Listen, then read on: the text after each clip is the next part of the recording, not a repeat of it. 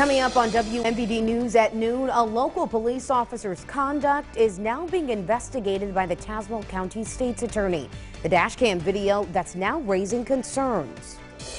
Also, the clock is ticking as Illinois agencies create policies to regulate legal marijuana use. We'll show you the training that they're doing to get ready. And a local school counselor is helping boys become men. See how and the ways that you can help them out. Good afternoon, everyone, and thanks so much for joining us. I'm Shelbey Roberts. To begin this afternoon, an East Peoria police officer takes a step down in the department as he faces a citation for obstruction of justice. The Tazewell County State's Attorney is reviewing a case where Washington police pulled over then Deputy Chief Chad Lacoste for a traffic stop. Now, in dashcam video that you're taking a look at right now, Lacoste admits to drinking. His speech is slurred in that recording, and he initially refused to get out of his SUV. It all ended when East Peoria Police Chief Steve Rogie came to the scene, got into Lacoste's car, and drove him home. The officer has resigned his position as deputy chief and is currently going back to the position of sergeant. So, like I said, in this case here, there has been some changes with that. And Washington police ultimately wrote Chief Chad Lacoste up for speeding. In other news, animal cruelty charges have not been filed against a Mapleton man arrested on suspected animal cruelty. As WMVD reported last week, a 6-month-long investigation ended in the arrest of this man, 22-year-old Dalton Deal. The Peoria County Sheriff then said that Deal was accused of hanging raccoons and possums in the Glassford-Trevoli area. But court records show he only faces one charge of criminal trespass. Deal will be in court tomorrow. Well, January 1st, recreational marijuana will be legal in Illinois. WMVD's Treasure Roberts shows us how local police departments are training so that they can enforce those new regulations. New year, new laws, new rules. Police officers are adding another task to their to-do list. I think it's going to be a cultural change for everybody. We're going to have to, as law enforcement, understand that there are new rules and new laws. So we'll abide by those laws. Recreational marijuana will become legal January 1st, but that doesn't mean law enforcement will be taking a break. Understand the law for themselves. Just because it's legal doesn't mean that you can do whatever you choose with it. I think there's going to be a learning curve for people to understand what their threshold, what their limit is. Sheriff Brian Asbell of the Peoria County Sheriff's Department says educating yourself on the regulations of marijuana use will keep you out of trouble. Read up, understand what the do's and don'ts, what the law does provide for, and follow it.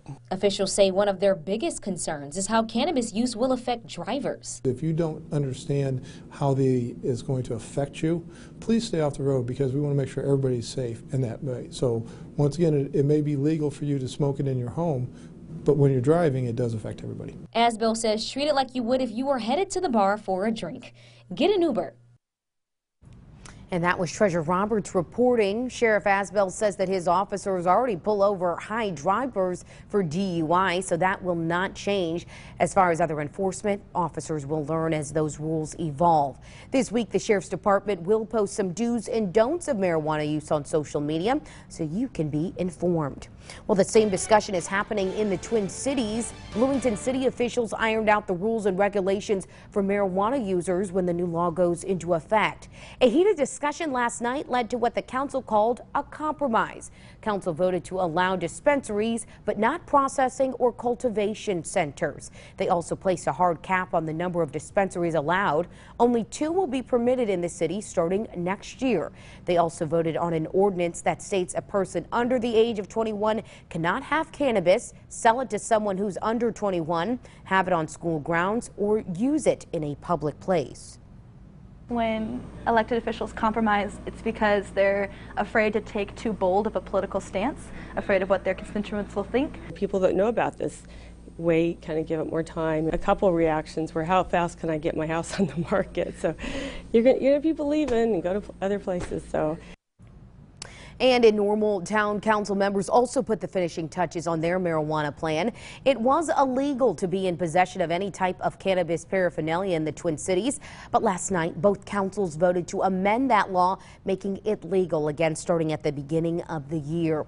Also in Normal, town officials are discussing an investment plan for the next 5 years. That plan details the projects that could be coming starting in 2020. In order to get a closer look at what's being considered now, you can head on over to our website. That's ciproud.com. Local developer Kim Blickenstaff is speaking out about another development project that's close to his heart. Blickenstaff has been investing in projects here in Peoria and Peoria Heights in an effort to revitalize areas of central Illinois. His next project takes him to his hometown of Spring Bay, and he says he's hoping to open a resort that's centered around a number of different things, including hunting, fishing, bird watching, and all things nature. If you go to one of these destination resorts, you'll pay $1,200 a night to have a tent with another guy to hunt for a buck. And can you imagine that in Spring Bay? That kind of revenue? That, you know, Spring Bay, the town doesn't have any income tax or income because there's no businesses there. And so we're going to be there, and we'll be a partner with Spring Bay, and we'll provide revenue so they have a budget, so they can have police, so people can feel they can live there again. Blickenstaff says that he's proud to be from Central Illinois, and he's grateful to be able to give back to the community. New at noon, a popular Grammy-nominated artist is coming to the Twin Cities. Rapper DaBaby will be performing at Grosinger Motors Arena in Bloomington.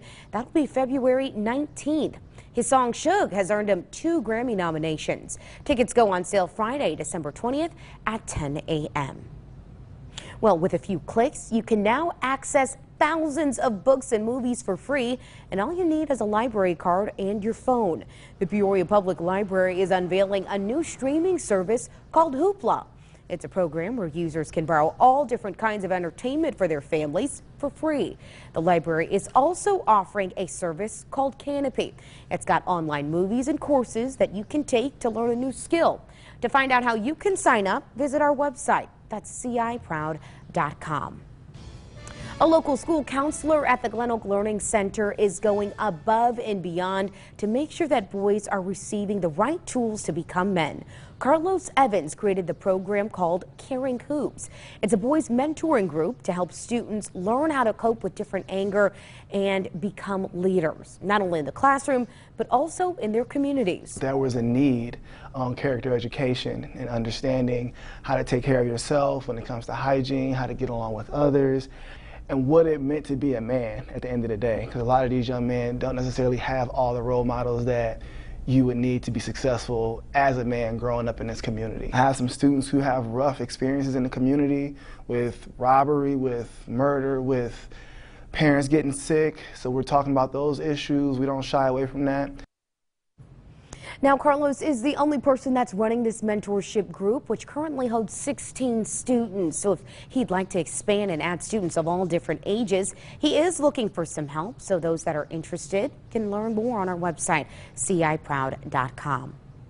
Children at Banner Elementary School in Dunlap are getting everyone in the holiday spirit this season. Yesterday, they dropped off truckloads and truckloads of gifts to kids at the Children's Home Association of Illinois. Together, the school raised more than $5,300 and went for shopping for those gifts. They range from toys to clothing and even some school supplies. This is something that Banner Elementary has been doing for the course of the last 20 years. Organizers say that they're working to get those gifts out to the kids as soon as possible. The Ronald McDonald House is officially open in downtown Peoria. Still ahead, we'll tell you how local families in need will be impacted.